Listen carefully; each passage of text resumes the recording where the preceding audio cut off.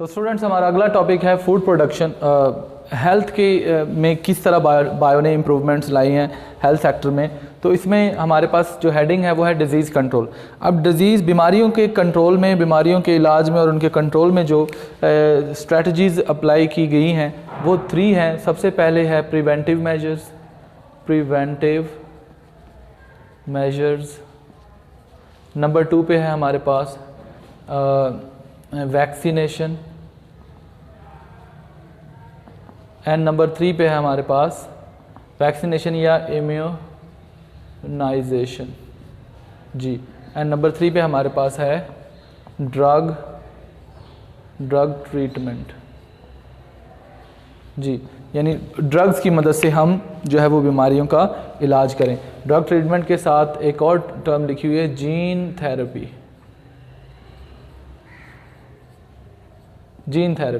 जी। तो हम पहले देखते हैं प्रिवेंटिव मेजर्स क्या हैं।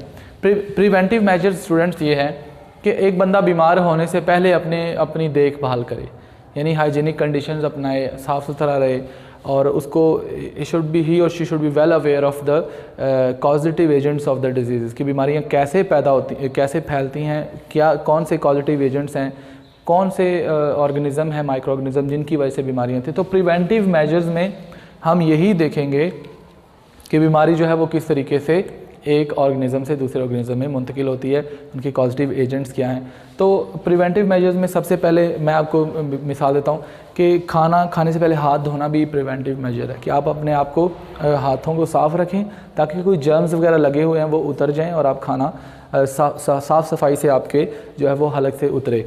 तो एक चीज़ ये। दूसरा ये है कि ये जो बीमार होने से पहले अपनी देखभाल करने में ये जो अब देखें ना कि डॉक्टर्स हमें गाइड करते हैं, ठीक है। ऐसी बीमारियां हैं जैसे कि एड्स है, ठीक है। एड्स एक AIDS एड्स जो है ये एक डिज़ीज़ है, बीमारी है जो कि एक वायरस से होने वाली है, ठीक है। उस वायरस का नाम है HIV virus, human immuno deficiency virus. और AIDS itself stands for acquired immuno deficiency syndrome. यानी ये जो एड्स है ना, डॉक्टर्स कहते हैं कि इसका कोई इलाज नहीं है, ठीक है, इनक्योरेबल है, इनक्योरेबल यानी इसका कोई इलाज नहीं है। अब एड्स का इलाज नहीं है तो फिर हम एड्स के इलाज तो है नहीं, तो हम क्या कर सकते हैं, ठीक है। हम अपने आप को एड्स से दूर रखने के लिए प्रिवेंटिव मेजर्स ले सकते हैं। तो डॉक्टर्स बताते हैं कि भी अपने आप को इस तरीके से रखना है। मिसाल के तौर पर वो कौन सी मेजर्स हैं प्रिवेंटिव जो डॉक्टर्स बताते हैं, मतलब सेक्सुअल जो है इंटीमेट सेक्सुअल एक्टिविटी से दूर रहें। यानी इंटीमेट सेक्सुअल एक्टिविटी का मतलब कि आप अनसेफ सेक्स अवॉइड करें। You should avoid unsafe sex. इससे क्या होता है कि एड्स का वायरस जो है वो आपकी बॉडी में जा सकता है। दूसरा है ब्लड ट्रांसफ्यूजन्स जो हैं उनको देखें कि आप ब्लड जो है ट्रांसफ़र जो है वो देख कर करें, ठीक है। ब्लड ट्रांसफ्यूजन्स जो हैं वो बड़े ख्याल से करें, ठीक है, कि जिस बंदे से आप ब्लड ले रहे हो जो है डोनर जो है उसके पास वो HIV पॉजिटिव ना हो, डोनर जो है वो पॉजिटिव ना हो जिसे आप ब्लड ले रहे हैं, ठीक है। इसी तरीके से जो सर्जिकल इंस्ट्रूमेंट्स हैं, ठीक है ना, जिन्हें आलाते जराही बोलते हैं, इसमें जो है वो बहुत सी चीज़ें जिनसे बॉडी को काटा जाता है, ठीक है, सर्जरी की जाती है। तो ऐसे इंस्ट्रूमेंट जो हैं ये भी कंटेमिनेटेड नहीं होने चाहिए, ठीक है, इनमें कंटेमिनेशन नहीं होनी चाहिए, they should not be contaminated. तो इनकी प्रॉपर हाइजीनिक कंडीशंस में इनकी जो है वो स्टेरिलाइजेशन होनी चाहिए, इनकी साफ़ सुथराई होनी चाहिए, ठीक है। और इसी तरह यूजेबल सिरिंजेस जो हैं, यानी यूज्ड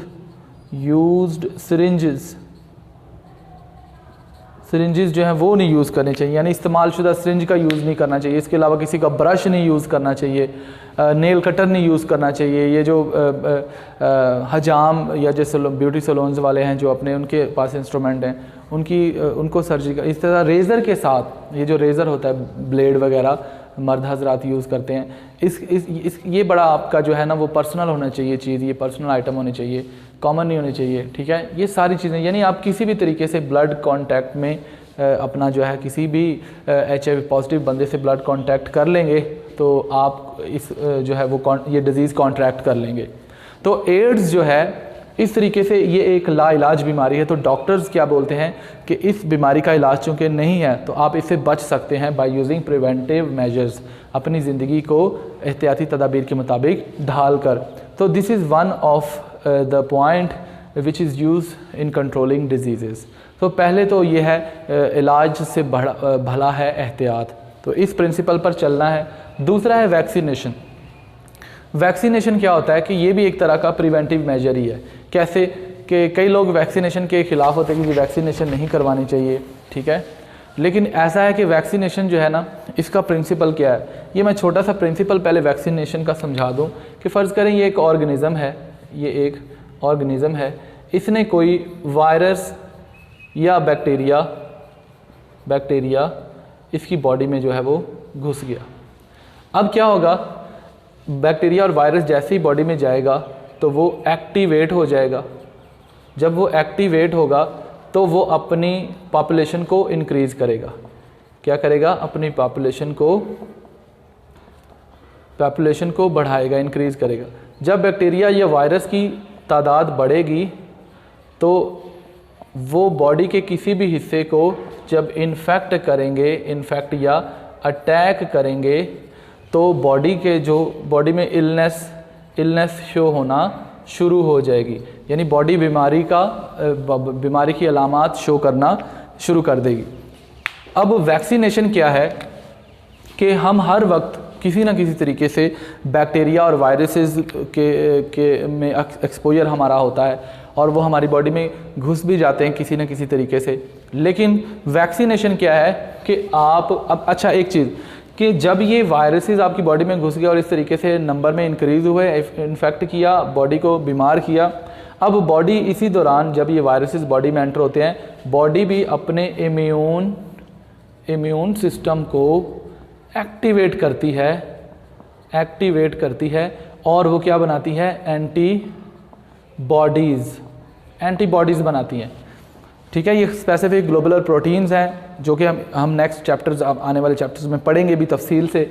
तो ये जो एंटीबॉडीज़ है ना, ये कह लें ये एक ऐसी आर्मी है जो लड़ती है इन वायरसेस और बैक्टीरिया के ख़िलाफ़, यानी फ़ाइट करती है, ठीक है, फ़ाइट करती है और इन बैक्टीरिया को मारने के लिए भरपूर जो है वो कोशिश करती है। लेकिन अगर इस आर्मी की प्रोडक्शन के पे चूँकि कुछ टाइम लगता है, ठीक है, मे बी 1 वीक और 2 वीक्स, ठीक है, लगते हों इस आर्मी की यानी इन एंटीबॉडीज़ की प्रोडक्शन में, और हो सकता है कि ये वायरसेस और बैक्टीरिया इस 2 हफ्ते के टाइम से पहले ही प्रोलिफरेट कर जाएं, पहले से ही बढ़ जाएं और इनकी तादाद इतनी ज़्यादा हो जाए कि इस इंडिविजुअल बेचारे को ये बीमार कर दें और इवन उसकी डेथ हो जाए, ठीक है। तो वैक्सीनेशन फिर क्या है कि कुछ ऐसी बीमारियां हैं कि जो ऑर्गेनिज़म को बड़ी जल्दी जो है बीमार करती हैं और मार भी देती हैं, इससे पहले कि उस ऑर्गेनिज़म की अपनी एंटीबॉडीज़ जो हैं वो प्रोड्यूस हों। तो फिर साइंटिस्ट क्या करते हैं, वो जो है वो आर्टिफिशियली यही एंटीबॉडीज़, ठीक है, लैब के अंदर प्रिपेयर कर लेते हैं, ठीक है, लेबॉर्ट्रीज़ के अंदर यही एंटीबॉडीज़ प्रिपेयर कर लेते हैं जो बाद में in the form of vaccination, जी, वैक्सीनेशन की फॉर्म में चाहे ओरली या इंजेक्शन की सूरत में बॉडी में डाल दी जाती हैं। और जैसे ही वो बॉडी में आती हैं तो अब आपके पास ऑलरेडी ये आर्मी बन चुकी है, चाहे वो मसनूई तरीके से आपकी बॉडी में आई, वो मसनूई इम्यूनिटी है, आर्टिफिशियल इम्यूनिटी है, लेकिन वो आपकी बॉडी में अब आर्मी, वो एंटीबॉडीज़ आ चुके हैं। अब कोई भी वायरस या बैक्टीरिया आपकी बॉडी में घुसेगा ना तो ऑलरेडी पहले से ही आर्मी मौजूद होगी, तो उनको अपनी पॉपुलेशन इंक्रीज़ करने का टाइम ही नहीं मिलेगा, कोई टाइम नहीं मिलेगा। और ये आर्मी इक्का दुक्का जो वायरसेस बॉडी में घुसते जाएंगे उनसे निपटने लगेगी और यूं बंदा बीमार नहीं होता। तो इसीलिए मुख्तलिफ़ बीमारियां ऐसी होती हैं जो बड़ी मोहलिक होती हैं, उनके लिए वैक्सीनेशन करवा लेनी चाहिए, इसमें कोई खतरे की बात नहीं है। तो स्टूडेंट ये तो था दूसरा प्रोसेस वैक्सीनेशन। अब वैक्सीनेशन जो है ये सबसे पहले 1776 के अंदर, ठीक है, 1776 के अंदर एडवर्ड जेनर नामी एक कह लें एक फिजिशियन था, एक डॉक्टर था, उसने इसको डिस्कवर किया, इस प्रोसेस को, वैक्सीनेशन को। उसने इस प्रोसेस को कैसे डिस्कवर किया? उसने उस दौर में काउ पॉक्स जो है, यहाँ मैं लिखता हूँ, स्मॉल पॉक्स जो है, स्मॉल पॉक्स, ये बीमारी जो है, ये डिज़ीज़ बहुत आम थी, ठीक है। उसने क्या काम किया? उसने इस बीमारी के इलाज के लिए, ठीक है, इस बीमारी के इलाज के लिए जो है वैक्सीनेशन का प्रोसेस जो है वो यूज़ किया।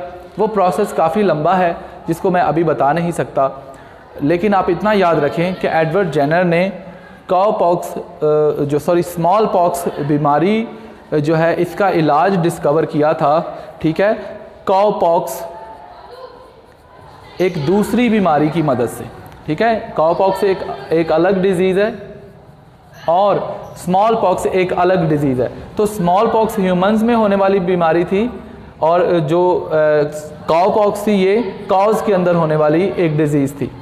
तो काउ पॉक्स का स्मॉल पॉक्स का जो ट्रीटमेंट है वो काउ पॉक्स की मदद से किया गया, और ये किसने किया था? एडवर्ड जेनर ने 1776।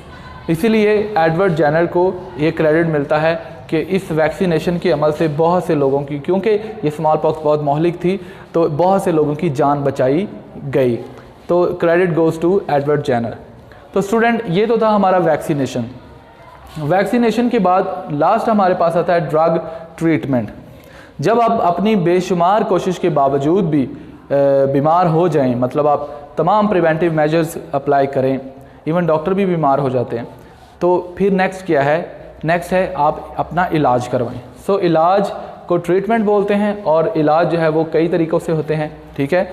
आज मॉडर्न बायोलॉजिकल और मेडिकल साइंसेज में इलाज के बड़े बड़े तरीके हैं, हम उनमें से चंद का यहाँ जिक्र करते हैं। तो सबसे पहले हम बात करेंगे ड्रग ट्रीटमेंट की।